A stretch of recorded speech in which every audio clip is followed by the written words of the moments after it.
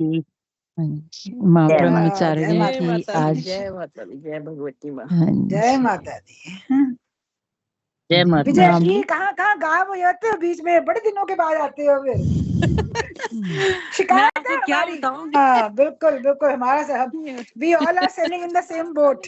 हाँ। ठीक है ना? कोई Yes, गठरी yes. है, पर नैया कैसे होगी पार, ये गठरी भगवान है, जाने। भगवान ही पार कर दे तो कर दे, हमारी तो सब। माँ का दिन है और थोड़ी सी स्तुति कर ले मैया की।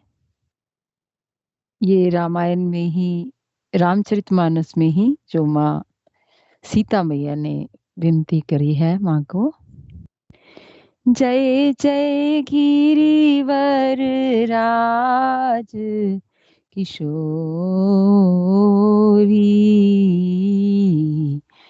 जय महेश मुख चंद चकोरी, जय गज बदन षडानन माता, जगत जननी दामिनी दुति गाता, नहीं तब आदि मध्य अवसाना,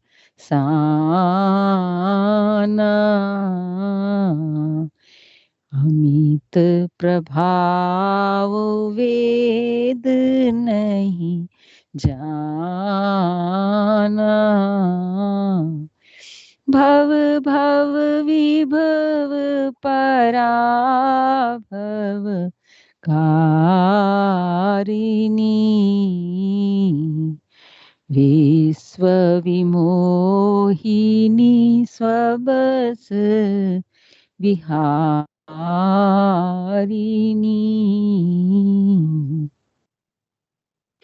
इसका अर्थ है, हे श्रेष्ठ पर्वतों के राजा हिमाचल की पुत्री माँ पार्वती, आपकी जय हो, जय हो। हे महादेव जी के मुख रूपी चंद्रमा की चकोरी, टकटकी लगा करके देखने वाली, महादेव जी के मुख की ओर टकटकी लगाकर देखने वाली चकोरी, आपकी जय हो। हे हाथी के मुख वाले गणेश जी और 6 मुख वाले स्वामी कार्तिक जी की माता, हे जग जननी, हे बिजली की सी कांति युक्त शरीर वाली, आपकी जय हो। जगत जननी दामिनी दुति गाता, बिजली की सी कांति युक्त शरीर वाली आपकी जय हो।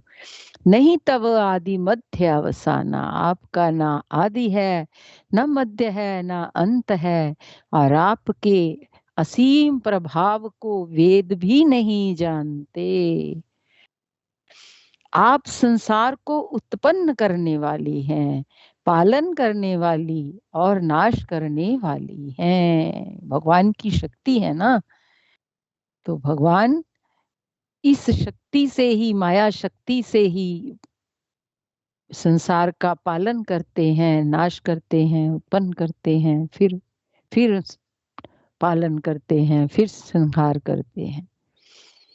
हे विश्व को मोहित करने वाली और स्वतंत्र रूप से विहार करने वाली हैं, हे माँ आपकी जय हो, जय हो। जय माता की। आज रामचरितमानस का पाठ जो चल रहा है हमारा, लंका कांड में पहुंचे हैं हम, और दोहा संख्या 53 पर 53। युद्ध चल रहा है, युद्ध के मैदान में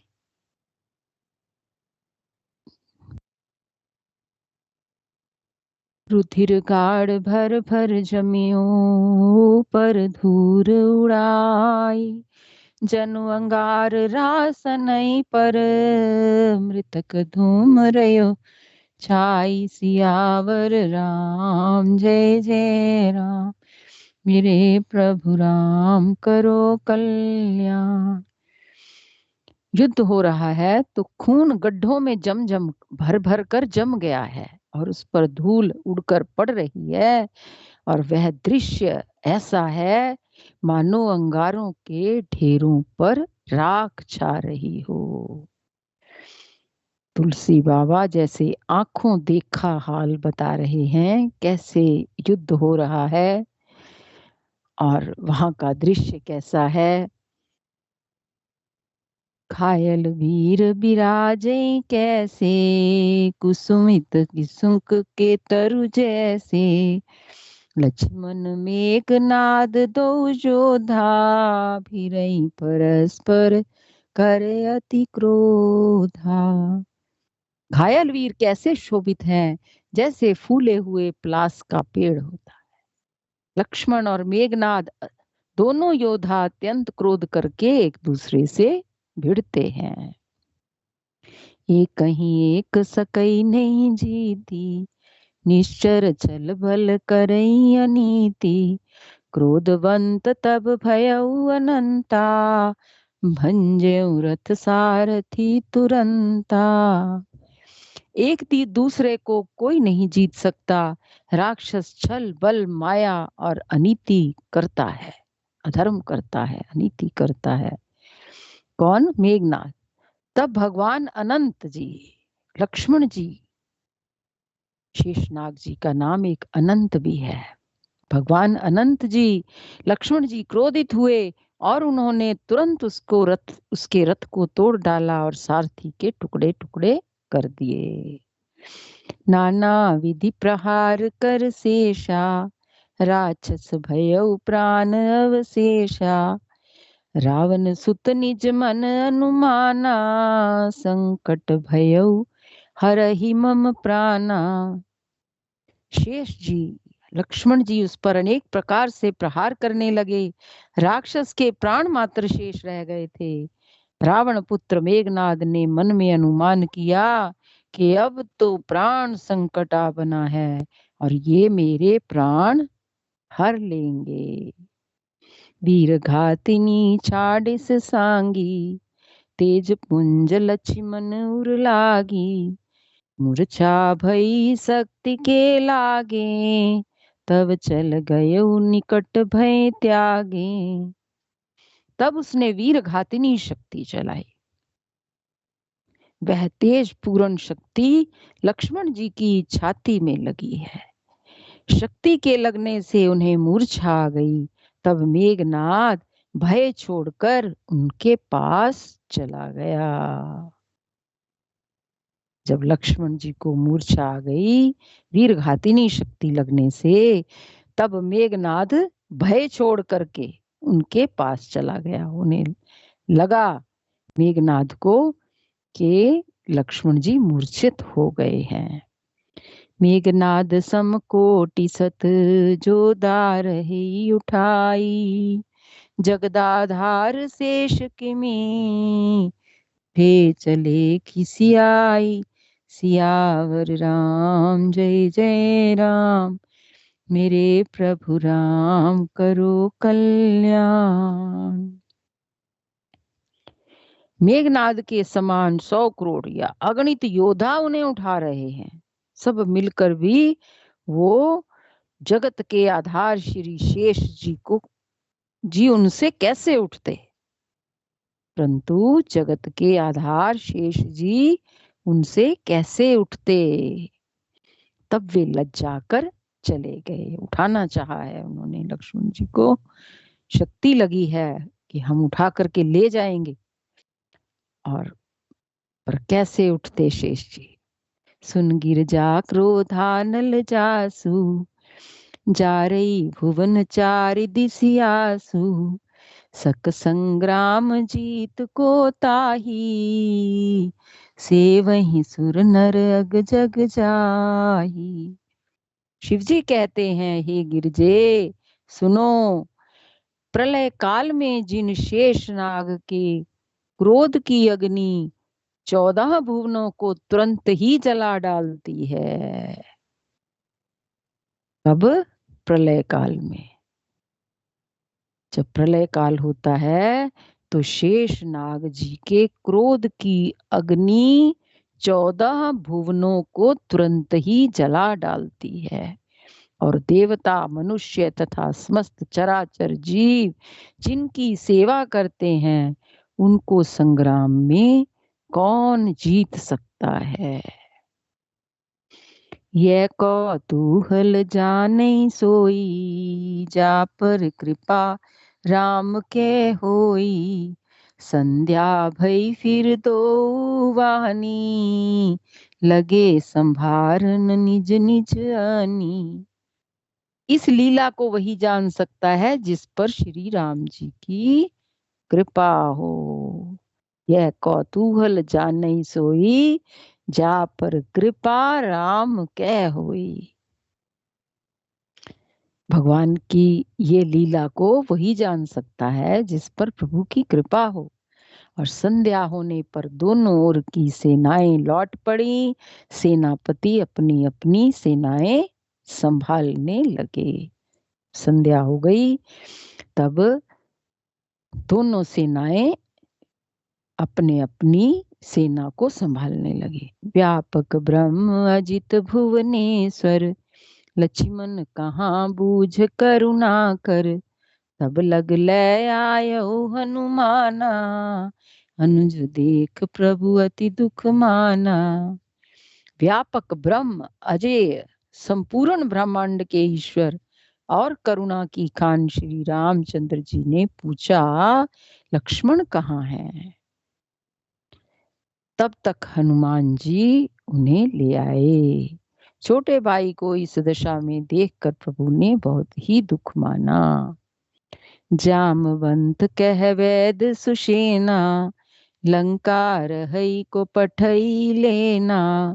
धर लघु रूप गयो हनुमंता, आनेऊ भवन समेत तुरंता।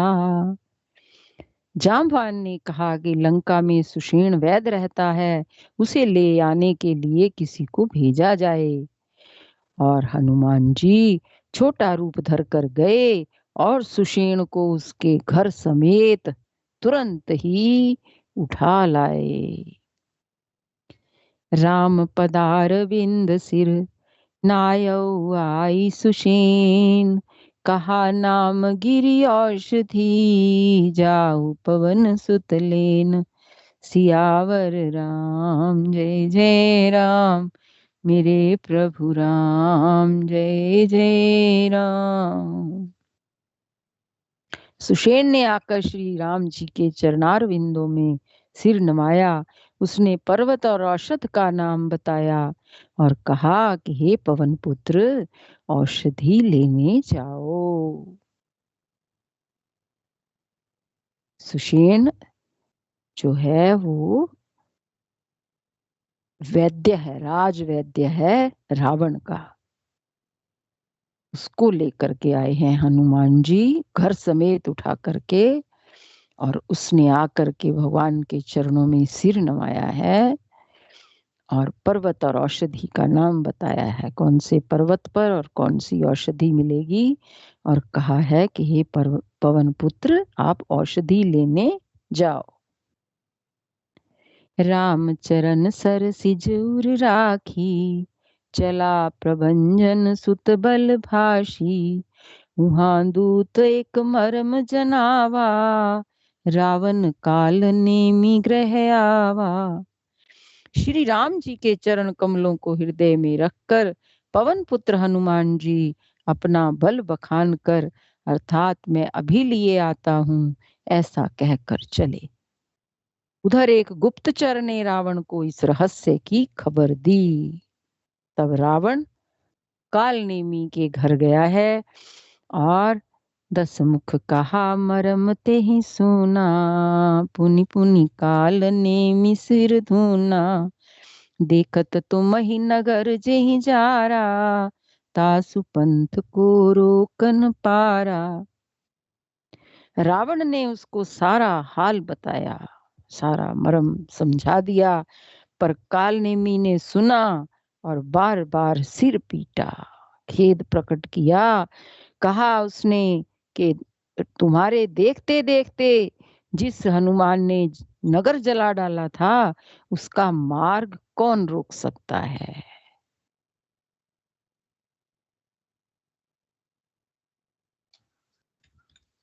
जय श्री राम। भज रघुपति करो हित अपना, आपना छाड़ो नाथ मृषा जल्पना। नीलकंज तनु सुंदर श्यामा, हृदय राख लोचना भिरामा। श्री रघुनाथ जी का भजन करके तुम अपना कल्याण करो। ये नाथ झूठी बकवाद छोड़ दो, नेत्रों को आनंद देने वाले नील कमल के समान सुंदर श्याम शरीर को अपने हृदय में रखो।